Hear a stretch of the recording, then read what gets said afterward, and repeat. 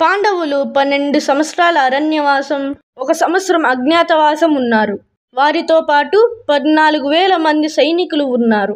అరణ్యవాసం చేసినప్పుడు వారికి ఒక సమస్య వచ్చినది. అదే భోజనం సమస్య.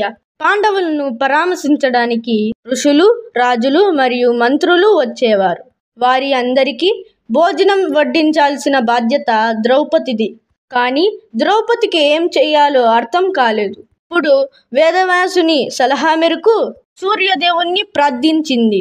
సూర్యదేవుడు ద్రౌపదికి అక్షయ పాత్ర అందించాడు. ఈ పాత్ర ప్రత్యేకత ఏమిటంటే అందులో నుండి భోజనం సమయంలో భోజనం వస్తూనే ఉంటుంది. ఎంతమందికి వడ్డించినా భోజనం తరగదు. చివరికి ద్రౌపది భోజనం చేసిన తరువాత మాత్రమే భోజనం రావడం ఆగిపోతుంది. మళ్ళీ మరుసటి రోజు భోజనం రావడం మొదలవుతుంది. ఒకరోజు దుర్వాస మహర్షి వచ్చినప్పుడు అక్షయ పాత్రలో భోజనం అయిపోతుంది.